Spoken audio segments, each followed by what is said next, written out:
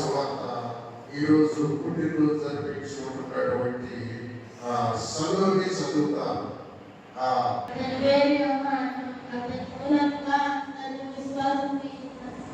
విశ్వాసించినట్లు అతడు ఆ వెలుగు గురించి సాక్షిగా వచ్చాను. అతడు ఆ వెలుగు ఇంకా లేదు కానీ ఆ వెలుగు గురించి సాక్షించుటకు అతడు వచ్చాను. నిజమైన వెలుగు ఉండేను, అది లోకానికి వచ్చుచు ప్రతి మనిషిని వెలిగించుచున్నది. ఈ మాటలు యోహాను సువార్తలో మేము ధ్యానిస్తున్నాం. ప్రభువా, ఎన్నో మర్మాలు ఈ యొక్క 5 రోజులు మాకు తెలియజేశారు. మీరు ఎవరై ఉన్నారు, దేవుడు అంటే ఎవరు నాయనా, నీకు మేము అవకాశం ఇస్తే మా జీవితంలో ఏ గొప్ప కార్యాలు జరుగుతాయి. నీకు విరోధంగా నీ దగ్గరికి రాకుండా సాతాను ఎలా చీకటిలో మాలో ప్రవేశిస్తుంది, వీటినన్నిటి గురించి మాకు తెలియజేశారు. ప్రభావ, ఈ దినమో బాప్తిస్మ యోహాను గురించి మీరు మాట్లాడండి, మాకు తెలియని విషయాలు బోధించండి, తెలుసుకొని 10 మందికి చెప్పే జ్ఞానం మాకు దయచేయండి. ఇవాళ ఏమైనా బలిపెట్టే దహించి వాడుకోండి. యేసులో ప్రార్థించుకుంటే నా పరలోకి పెట్టండి. ఆమేన్. దేవుని యొద్ద నుండి పంపబడిన ఒక మనుష్యుడు ఉండెను. దేవుని యొద్ద నుండి పంపబడిన ఒక మనుష్యుడు ఉండెను. దేవునికి స్తోత్రం. ఎందుకు పంపిన ఒక్క మనుషుడిని? 100 కోట్ల జనం ఉంటారు లోకంలో, కానీ ఒక్క మనుషుడిని దేవుడు పంపాడట టైంలో. ఎలాంటి టైం అది? ఎలాంటి టైం అంటే జ్ఞానం చెప్తా. మలాకీ గ్రంథంలో ఒక మాటను చూడండి. మలాకీ గ్రంథంలో ఒక మాటను మీ ముందు పెడతా. దయచేసి ఎవరు చదువుతారు, స్పీడ్గా చదవగలిగిన వారు మలాకీ గ్రంథంలో మార్గము సిద్ధపరచుటకై నేను నా దూతను పంపుచున్నాను. మీరు వెతుకుచున్న ప్రభువు అనగా మీరు కోరు నిబంధన దూత నా ఆలయమునకు దేవునికి స్తోత్రం.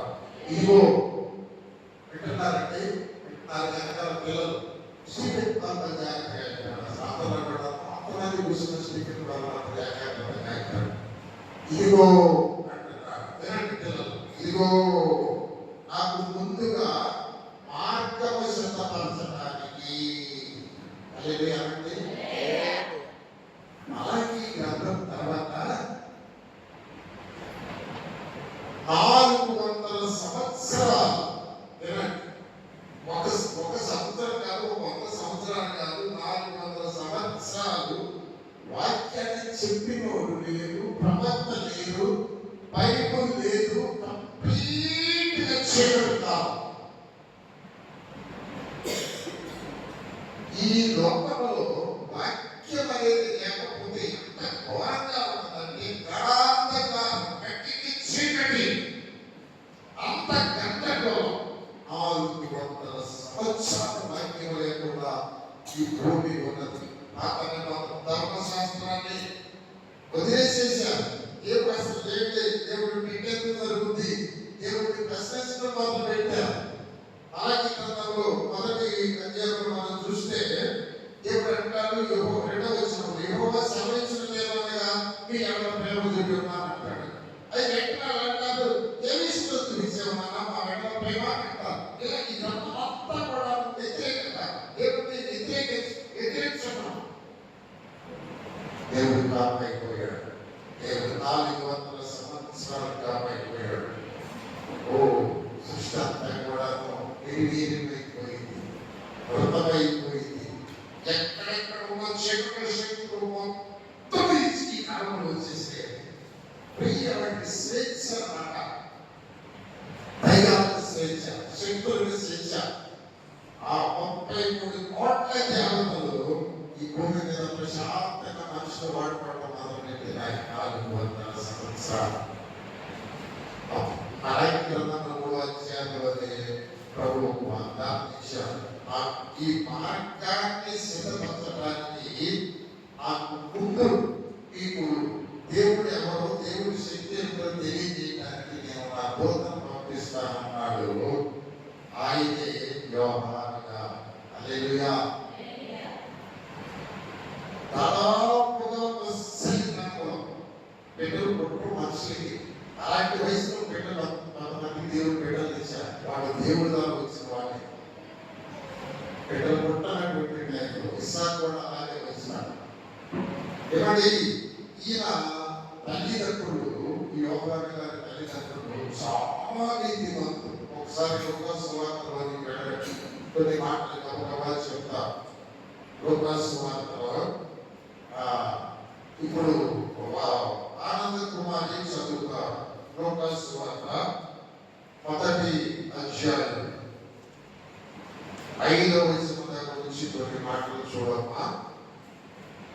ఆనంద కుమార్ చదువుతాను. లూకాసు సువార్త 1వ అధ్యాయం 5వ వచనం దాకా నుంచి.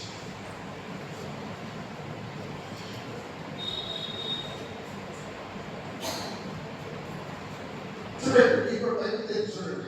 అవసరం చాలా అవసరం తెలుసుకోవాల్సిన సత్యాన్ని ఘనత వహించిన దేవుడిన ఆరంభం నుండి కరుణను చూచి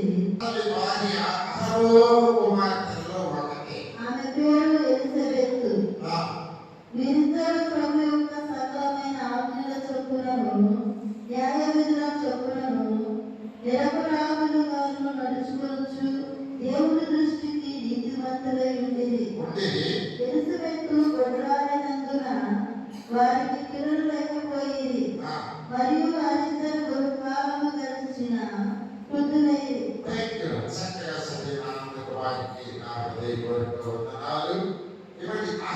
తెలుసు కదా మీకు?